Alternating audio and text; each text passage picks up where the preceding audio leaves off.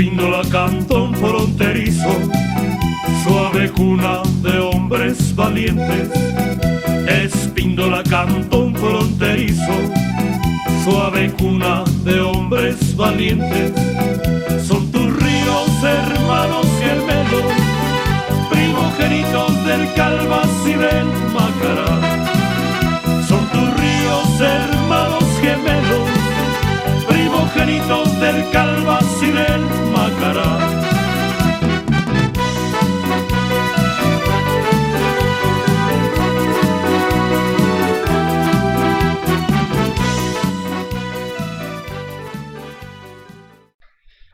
Historia de la construcción de la iglesia de Amalusa.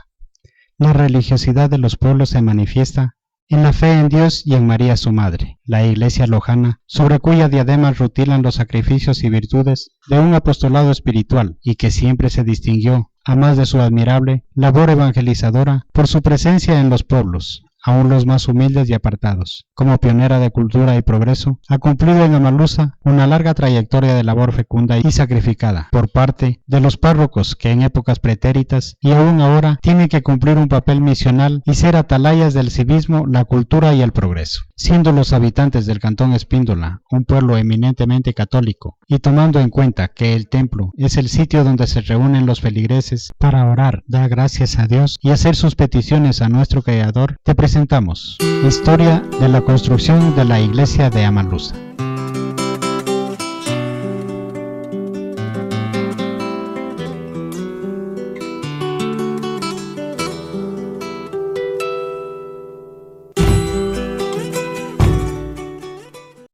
Cuando ya el caserío consigue la madurez indispensable, la iglesia se organiza como parroquia eclesiástica perteneciendo a la diócesis de Cuenca, de acuerdo a los documentos que reposan en los archivos del convento parroquial escritos en español antiguo.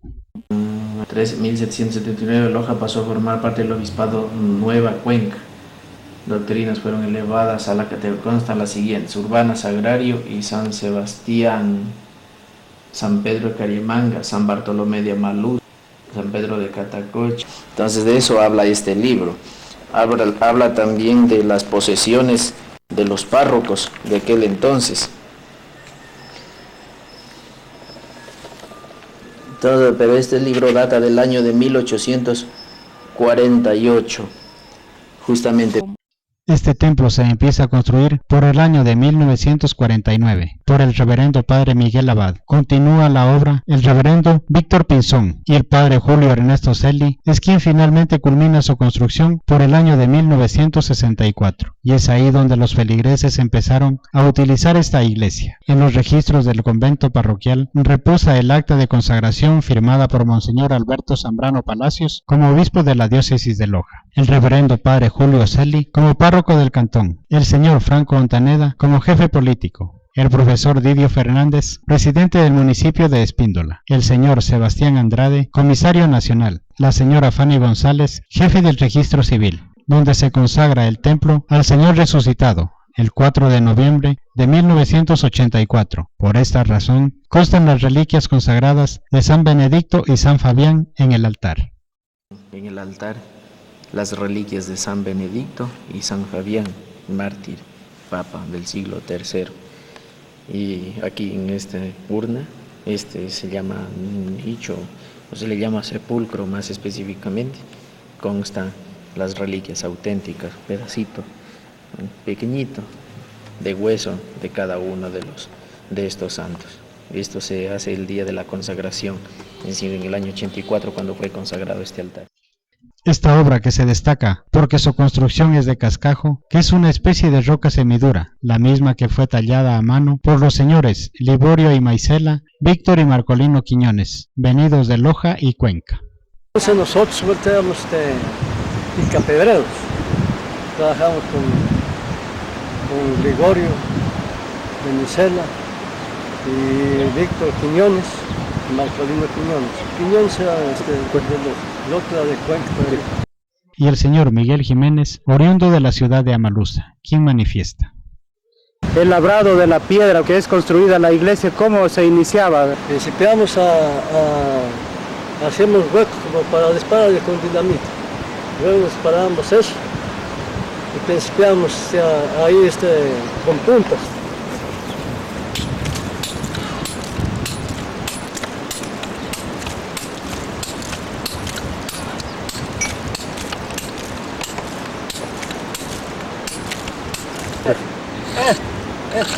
Nos cogemos una reglita, digamos.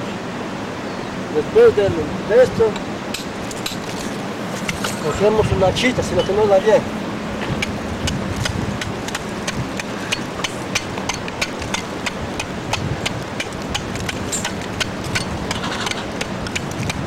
Luego de eso teníamos una que se llamaba busarda, con dientecitos, lo principiamos.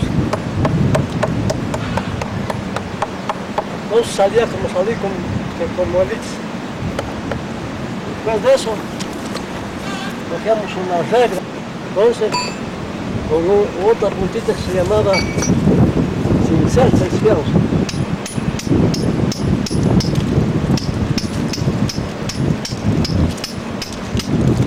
Dejamos la figura. Y con la escuadra íbamos escuadrando. Entonces estas eran escuadradas. Llamamos piedra lineal. Luego de eso vuelta hacíamos a las molduras. Para esa vuelta era otra piedra. Esa ya va con moldura. ¿Cómo fue la construcción de la iglesia de Amaluz? En primer lugar fue unas molduras que hicieron bien alajitas, redondas. Redondas, para hacer las columnas. Hacer las columnas fueron, hizo el padre Abada. El padre Abad fue el que inició la construcción de la iglesia. Sí. Los muros, ¿cuánto tienen más o menos de hondo? Tienen a 2.50 en la piedra. Y allí ya hubo todos que acarreaban con mingas, inmensas piedras. Él dejó, el curita Abada dejó los cimientos. Pasó de que también le salieron mal. Yeah. Desbarataron eso. Al principio él mismo empezó a hacer con el Pedro Chumbe. Ya hubo todos que acarreaban con mingas, inmensas piedras. Yo tuve, desde que empecé a trabajar con el curita Abada, yo tuve 18 años. No, 15 años, ya trabajé con Benicel. Allí trabajé con los Quiñones también un tiempo, con Carlos González. Ese era con Carlos. Trabajé en el convento y en la iglesia. Y ya, después sí, ya dentro de las columnas, porque se nos acabó ya el tiempo de la piedra labrada. Entonces, allí yo aprendí albañil. Nosotros para la inauguración ya de la iglesia, y aquí, entonces buscamos una forma de ponerle, se puede decir, como nuevita, ¿no? El padre Celio gastó muchísima pintura en hallarle la misma color natural de la piedra. Entonces yo hice el altarcito de la Virgen de Fátima que está. Y después me dice el padre, sabes que está pequeña, no va a caber, dice agrándale una puerta más. Entonces la agrandé. Ahí se me ocurrió moler el mismo cascajo, le puse con pintura y le perdí. Entonces él se dio y dice, ¿cómo hiciste esto? ¿Cómo perdiste? Entonces con Córdoba principiamos a hacer esa pintura y la puso a una sola color. Después la dañaron mandándole pinturas que no eran natural de la piedra. El padre Celio y los demás padres no dejaban que le dieran el valor al cascajo. A ver, las medidas de esta piedra, ¿de cuánto hacían? Hacíamos de 50 de largo por 40 de alto. ¿Hasta qué altura más o menos es construida de esta piedra que usted nos indicó? Hace unos 3 metros de alto. Y más, las columnas de adentro son más. Y lo demás le pusieron ladrillo. Ladrillo. Yo mismo hice un poco. Casi la fachada de la iglesia, todo el techo mío. Por el padre, él trabajó en todas las iglesias, hizo recuerdos de él. Las herramientas que se utilizaron para el corte y el escuadre, tanto de los bloques como de las molduras con que están construidas las columnas, fueron puntas, combos, cinceles y la busarda, que sirvió para dejar brochoso, áspero o busardeado el cascajo. mismo que hoy en día solamente las grandes fábricas de cerámica para paredes, pisos o mármoles lo realizan con máquinas sofisticadas. Se llamaba busalda, con dientecitos, lo cristianos. No salía como elites. El señor José Minó Salazar es una de las personas que también laboró en la construcción de este centro de adoración. ¿Qué nomás construyó usted dentro de la iglesia? Nosotros construimos las paredes, ayudé a hacer los arcos, trabajé yo con don Miguel Tambo, don Luzón. La construcción de la iglesia en sí, ¿recuerda usted quién empezó? Miguel Abad. ¿Cómo era la pegada de estos bloques o de este cascajo con que está construida la iglesia? Cal de la que construyó el finado Padilla de acá abajo. Los señores que trabajaban en esta construcción tenían sueldos de entre 40 y 50 sucres semanales. ¿Cuánto ganaba usted la semana desde el inicio hasta después? 50 sucres la semana. ¿Cuánto ganaba usted a la semana? Primero me pagaba el padre 40 sucres, después ya me pagaba 60 y trabajábamos de lunes a sábado, 60 sucres la semana, y los peones cobraban 30. Incluso el señor Teodoso Torres nos cuenta que ganaba 5 soles diarios, dinero que era suficiente para vivir, teniendo en cuenta que todo tenía bajo precio. ¿Recuerdas tal vez cuánto era tu salario, cuánto ganabas por semana o por mes? En ese tiempo, pues, como era con sol, nos pagaban a 5 soles el diario, con la comida de nosotros. Bueno, pero para nosotros era una buena ganancia, porque así las cosas eran baratas, todavía se alcanzaba. En ese entonces era muy difícil viajar a la ciudad de Loja o Cariamanga para traer el cemento que se utilizaría para pegar los bloques de cascajo, puesto que no existía carretero, peor aún vehículos para trasladarse. Es por ello que el señor Cristóbal Padilla Cox y los moradores optaron por utilizar materia prima de su propio medio, como es la cal, cuya mina se encuentra junto al río Sanambay. El señor Teodoso Torres nos da a conocer de la elaboración de este material. Cuéntanos un poco cómo era el trabajo en sí para sacar esta cal. Primeramente venimos a ver el sector a donde podíamos hacer el horno y principiamos a hacer una trocha. Acomodamos ya el campamento para hacer el horno. Ahí hicimos una casa para los trabajadores también. Más o menos éramos 12 trabajadores.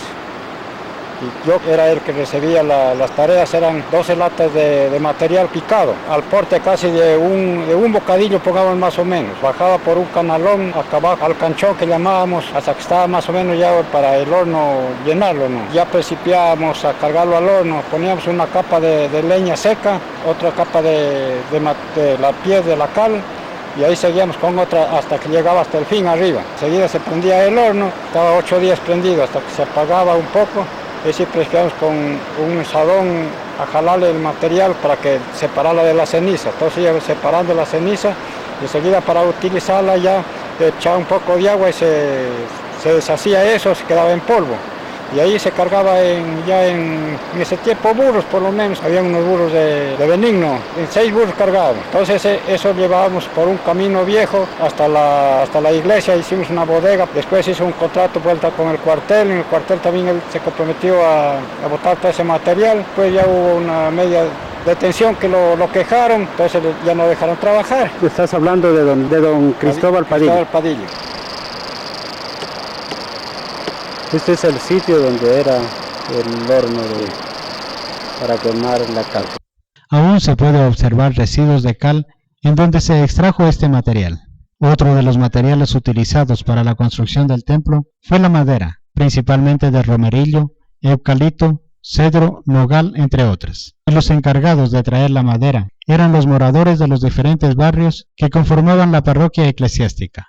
Esta madera o vigas, como le llamaban, eran transportadas por una o más yuntas y por personas que al llegar a la urbe eran recibidas con la banda del pueblo dirigida por el señor Daniel Márquez, como acto de agradecimiento al sacrificio. Así lo dan a conocer en los relatos. Bueno, esa la cargábamos con gente, con mingas, hasta donde entraba el camino, bueno, para ir con las yuntas. Y se metía palancas abajo, entonces iban dando la madera. ¿Cuántas personas aproximadamente cargaban una viga de estas? Y que era 30 personas, 30 cachos. En las laderas también se botaba, rodaban una distancia como de aquí adentro al río. Y ella se cogía vuelta en cachos, se cruzaba laderas, bueno. Una vez que llegaban las vigas hasta el Pueblo Nuevo, ¿cómo era la llegada de las vigas hasta la parte de la iglesia? La parte de acá arriba, ya cuando uno entraba a Camino Grande, ya iba la banda a acompañar, y más gente, jalarlas al pueblo, entraban las primeras vigas por lo menos, que la gente más era de la hacienda. ¿Se acuerda cómo era la llegada o la traída de las vigas que pusieron las primeras en el techo? No sé qué. La traída de ellos era, hubo una que la zumbaron de aquí de Guam, el cerro vino aquí acá adentro, entonces allí eran las mingas que hacían. También se utilizaban los bueyes para traer estas mingas. Sí. Recuerda que venían la banda de don Daniel Márquez, sí. Y con esa se la hacían llevar hasta la... Hubo otra que la zumbaron, trayendo la de Sanambay, la zumbaron, vino que era adentro al río, se les quebró la viga, pero también la trajeron. Estuvo hasta años, estaba por ahí. De Sanambay les tocó pues, que tenía que botar también traer una viga. Entonces ellos por mejor hacerlo, porque el camino era muy quebrado y feo. Entonces no podían ellos darse la curva, ellos por mejor hacerla aventaron de arriba, pues, bien arriba, y la querían recibir al río, cuando ya llegó al río llegó pedazo. ¿Había tal vez alguna persona que labraba las vigas? Claro. ¿Cómo se llamaba? Rubén Correa, él fue el mejor maestro que hubo de carpintería. Y después también el señor Rentería. 12 metros. Eso le ponían 6 yuntas.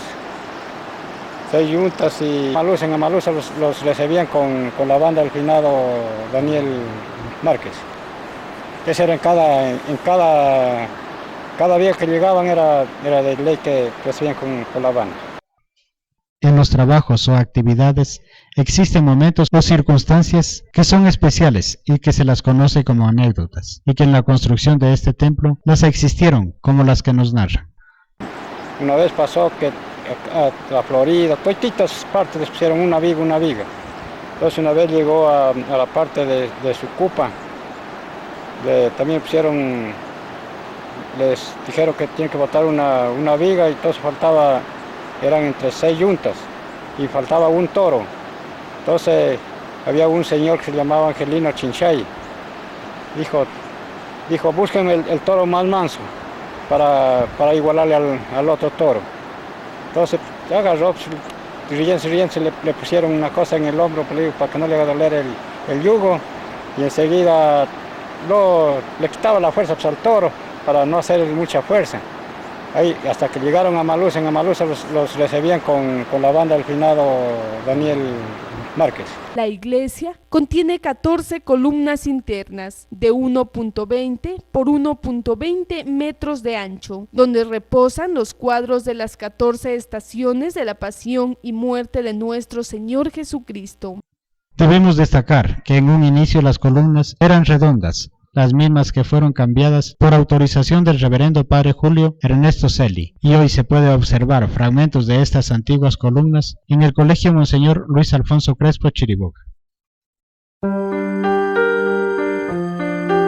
En las naves laterales encontramos los reclinatorios, que son réplicas de los anteriores, cuyos propietarios estampaban sus nombres para su identificación. Encontramos también diferentes imágenes, cada una con su historia cultural y religiosa muy rica, como la Virgen de Fátima, que es una de las primeras imágenes de esta advocación que llegó a América, procedente de España, cuya travesía se la realizó en barco. se encuentran también las imágenes de la Virgen del Carmen y San Vicente, que datan de más de 150 años que fueron trocadas, así también el Señor crucificado, que reposa en el Santo Sepulcro. En el altar mayor se destaca el Señor resucitado, que por versiones de muchos turistas es una de las pocas iglesias donde se puede observar imágenes como estas, donde se demuestra que Jesús venció a la muerte, cuya escultura la realizó el artista imbabureño señor Gonzalo Montes de Oca. Este hermoso templo tiene 47.50 metros de largo por 19.50 metros de ancho en lo que se refiere a construcción. Esta majestuosa obra se impone en el centro de Amalusa y para ingresar a ella debemos subir 18 escalones o gradas. Queremos rendir tributo de gratitud y admiración a todas y cada una de las personas que trabajaron y colaboraron para la construcción de esta obra de arte, incluso a las mujeres que apoyaron en las mingas, ya sea acarreando material y a cocinar los alimentos en las mingas, forma esta en que se realizaron la mayoría de los trabajos en esta reliquia cultural. Es muy importante conocer los nombres de los reverendos presbíteros que sirvieron como guías espirituales en esta parroquia eclesiástica, los mismos que constan en los libros que guardan datos aproximadamente del año de 1750. Manuel María Arias, Manuel María Muñoz de Ludeña, Juan Francisco García Junquera, Manuel Andrade, Fray Francisco de Sotomayor, Manuel Palacios, Fray Javier Hurtado, Pedro José Bustamante, Ramón Ojeda, Abelardo Vélez, José Félix Romero, Toribio Jaramillo, Aurelio Jaramillo, Manuel Loaiza, Ricardo Aguilar, Juan de Dios Merino, Ernesto Castro, Francisco García, Reinaldo Vivanco, Carlos Sotomayor, Carlos Núñez, Justo Néstor Pablos, Manuel Reinaldo Jurado, Agustín Mosquera, Adolfo Lotumbeu, Julio Isauro Reyes, José Miguel Zárate, Francisco Bravo, Segundo Maldonado Reyes, Luis Segarra, Miguel Ángel Abad, Víctor Pinzón, Julio Ernesto Celi, Antonio Armijos, Teobaldo Peralta, Eusebio Zarango, Segundo Pardo Rojas, Bolívar Castillo y actualmente el reverendo Jimmy Arias. Esta serie ininterrumpida de apóstoles de Cristo que pasaron como todas las cosas humanas, mientras queda en pie la parroquia y la obra eterna de la incólume y triunfante iglesia de Amalusa. Este majestuoso templo es considerado un patrimonio nacional. Además, aquí se construye el pesebre más grande y hermoso del Ecuador. Aquí igualmente, en la Semana Santa, se erige un monumento con un pasaje bíblico cada Jueves Santo, por los priestes de esta celebración. Los espindolenses debemos sentirnos orgullosos, tanto por su arquitectura como por la forma de su construcción, que es de cascajo, cuyos bloques fueron labrados a mano con puntas y combos. Entonces, ayudemos a conservar este patrimonio de la humanidad.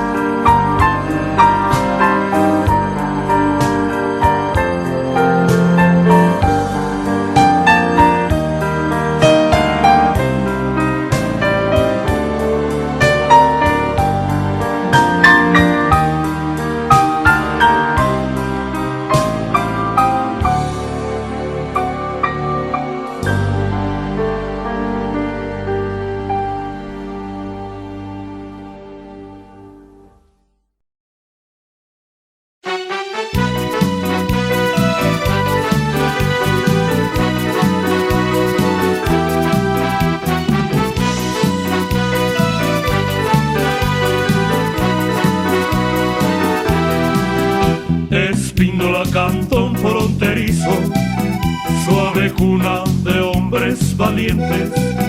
Espíndola, cantón fronterizo, suave cuna de hombres valientes. Son